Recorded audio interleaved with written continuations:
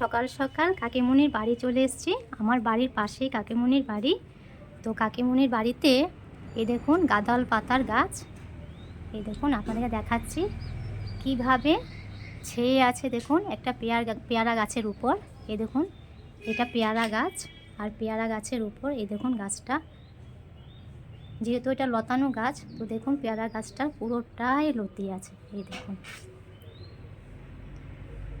তো আজকে আমি ভাবছিলাম যে দুপুরের মেনুতে কি করব।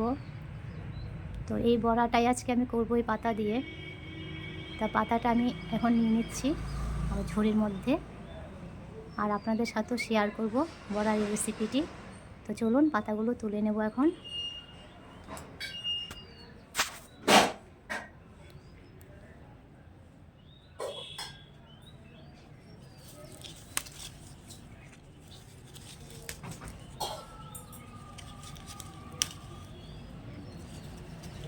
এই পাতাটা শরীরের জন্য খুবই উপকার। তো অনেকেরা আমরা এই পাতাটার বাটা খেয়ে থাকি এবং বিভিন্নভাবে এর বড়াও খেয়ে থাকি। কাকিমুনি, এই পাতার বড়া খাও তো? কেমন লাগে? ভালো লাগে। এটা খুব উপকার বলো শরীরের জন্য। হ্যাঁ, খুবই উপকার। তো নিচ্ছি, কিছুটা পাতা তুলে নিচ্ছি।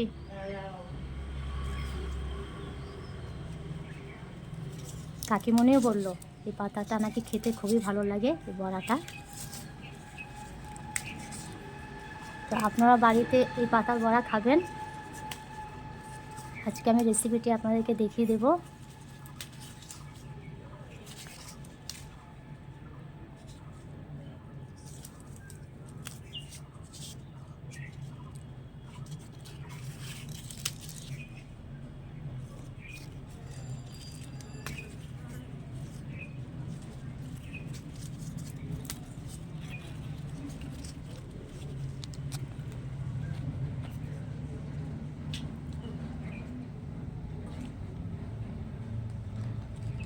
ঝুড়ির মধ্যে নিয়ে নিচ্ছি। এভাবে পুরো ঝুড়িতে ভর্তি করে নিয়ে নেব। এই গাঁদাল পাতাকে আমরা অনেকেই অনেক নামে চিনে থাকি, যেমন গন্ধ পাতা, গন্ধ ভাদালি পাতা। এই পাতার গন্ধ খুব বাজে বলে এই পাতাকে অন্যান্য পাতা থেকে আলাদা করে চেনা যায়। আমি আগেই আপনাদেরকে বলেছি এই পাতার উপকারিতা অনেক, আর এই পাতার স্বাদও অতুলনীয়। এই পাতা অনেক কঠিন কঠিন রোগ থেকে মুক্তি দিতে পারে, যেমন আমাশয়, মাথা ধরা, সর্দি কাশি, ঠান্ডা লাগা, বাতের ব্যথা, হাতে পায়ে যন্ত্রণা, কোষ্ঠকাঠিন্য ইত্যাদি দূর করতে এই পাতা অপরিহার্য ভূমিকা পালন করে। আপনারা দেখছেন দিদিস কিচেন, আমি সঞ্জনা। আমাদের আজকের রেসিপি গাঁদাল পাতার বড়া। চলুন রেসিপিটি দেখে নিন। পাতাগুলো গাছ থেকে তুলে নিয়ে আসার পর পাতাগুলো ভালোভাবে বেছে নিতে হবে, কারণ এই পাতার মধ্যে অনেক ধুলোবালি থাকে, আর এই পেছন দিকটাতে, পাতার পেছন দিকটাতে পোকাতে বাসা করে থাকে। এই বাসাগুলোকে ভালোভাবে আপনারা দেখে নেবেন। এই দেখুন একটা পাতা নিয়ে আপনাদেরকে দেখাচ্ছি। এই দেখুন সাদা সাদা পোকার বাসা। এই পাতাটা নেওয়া হবে না, এটাকে বাদ দিয়ে দিতে হবে। এই পাতাটা একদমই পরিষ্কার, এর উপর ভাগটাও পরিষ্কার, পেছন দিকটাও পরিষ্কার। এই পাতাগুলোকে নিয়ে নেব। এরকম ভালো পাতা দেখে আপনারা নেবেন। এভাবে সবগুলো পাতা বেছে নিয়ে নিতে হবে।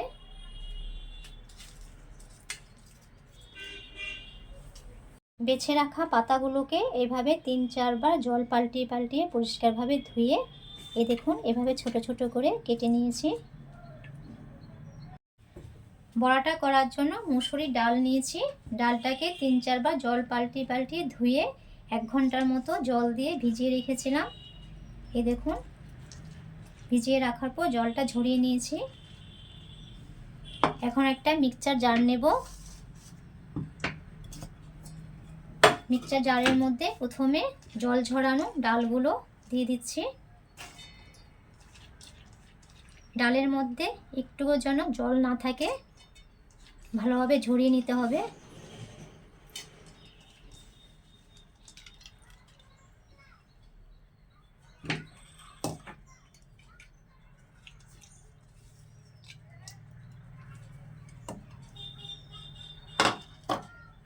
সঙ্গে কোচানো পাতাগুলো দিয়ে দিচ্ছি।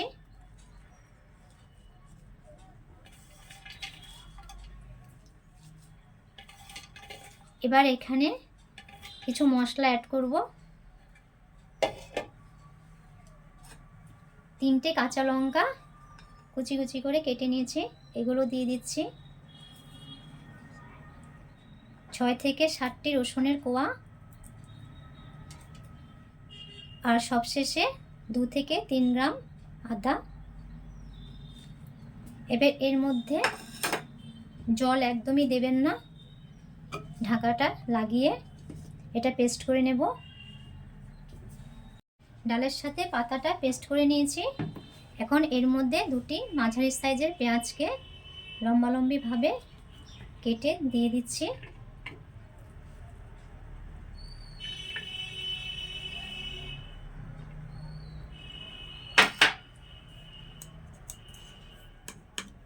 সামান্য একটু হলুদ দিয়ে দেব, প্রায় 8 চা চামচের মতো। আর দিয়ে দিচ্ছি স্বাদ অনুযায়ী নুনটা।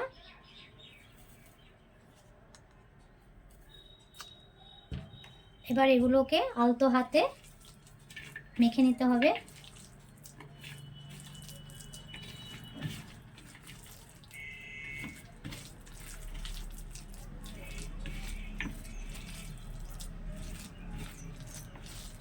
মাখাটা হয়ে গেছে, এখন এগুলোকে বড়ার আকার দিয়ে তেলে ভেজে নেব। গ্যাস অন করে কড়াইটা বসিয়ে দিয়ে কড়াইয়ের মধ্যে পরিমাণ মতো সাদা তেল দিয়ে নিয়েছি, আর তেলটা গরম করে নিয়েছি বড়াগুলো ভাজার জন্য। এখন চলুন বড়াগুলো দিয়ে দিচ্ছি কড়াইয়ের মধ্যে।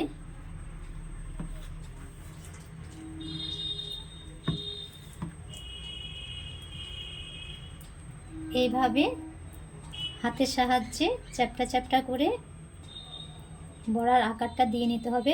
যতটা পাতলা করবেন বড়াটা ততটাই মুচমুচে হবে ভাজার পর, আর খেতেও ভালো লাগবে।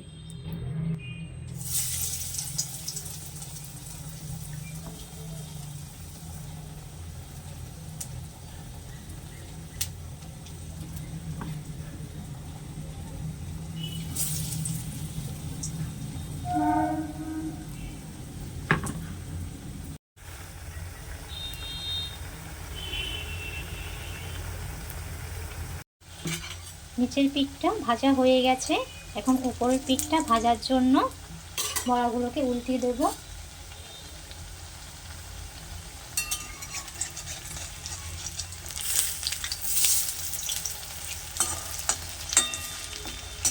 এই সময় গ্যাসের ফ্লেমটা লোতে রাখবেন, হাইতে রাখবেন না।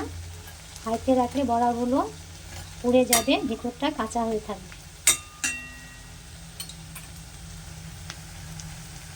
বড়াগুলো ভাজা হয়ে গেছে, এখন এগুলো তুলে নিচ্ছি।